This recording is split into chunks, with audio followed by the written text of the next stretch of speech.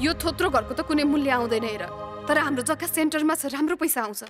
Film के घर के डेरा घर नम्बर 2 हलमा लागिरहेको छ। शुक्रबारदेखि हलमा लागिरहेको यो फिल्मलाई दर्शकले मन पराएका छन्। फिल्म रिलिज भएपछि यसको ट्रेलर युट्युबको ट्रेन्डिङमा आएको हो। दर्शकले फिल्म हेरेपछि यसको ट्रेलरलाई युट्युबमा खोजी गरेको बुझ्न सकिन्छ।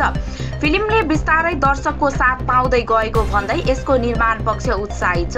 दिपेन्द्र के खनालको निर्देशनमा बुद्धि सागरले लेखेको यो फिल्ममा आर्यन सिग्देल, खगेन्द्र लामिछाने, निश्चल बस्नेत, केकी अधिकारी, उपासना सिंह ठकुरी लगायतका कलाकारहरूको अभिनय छ।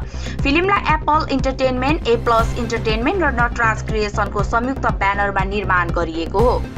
जतिसुकै बेला म मेरो घर बेच्दिन, बुझ्यौ?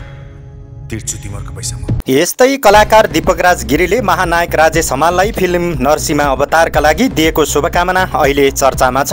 कोभिडको समयमा निर्देशक दीपाश्री निरौलाले महानायकको विषयमा दिएको बयानले हंगामा नै मचायो। सो समयदेखि कतिपयले दीपकराजलाई व्यङ्ग्य गर्दै महानायक समेत लेख्न भ्याएका थिए।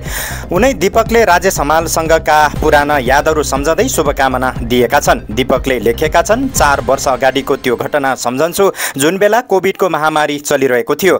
त्यति बेला मेरो सहकर्मीले उहाँबाट यस्तो बेलामा समाजले अभिभावकत्व खोजिरहेको छ भन्ने आशयको अभिव्यक्ति दिँदा केही त्रुटि हुन गयो, जसलाई सञ्जालले यसरी ट्विस्ट गरिदियो कि उहाँलाई जनताले दिएको पदवीमाथि नै हाम्रो आपत्ति छ अथवा दाबी नै छ भन्ने भाष्य निर्माण भइदियो, जुन आफैमा उदेक लाग्दो, पत्यारिलो र असहज भयो। पछिल्लो दिनमा हाम्रो भेट हुँदा पनि त्यही आदर भावले नै भेटेको छु, किनकि जहाँ पुगे पनि संस्कार भुल्न हुन्न भन्ने कुरा मैले राम्रोसँग बुझेको छ।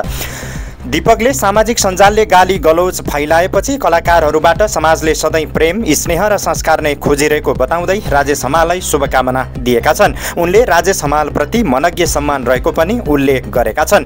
दीपकले आफ्नो स्टाटसमा राजेश हमालले फिल्म 6/6 अभिनय गरेर सहयोग गरेको कुरा पनि सम्झिएका छन्। महानायक हमालले अभिनय गरेको फिल्म नरसिंह अवतार आजबाट रिलिजमा आएको छ। बिहानैबाट फिल्मको अकुपेन्सी सुखद छ।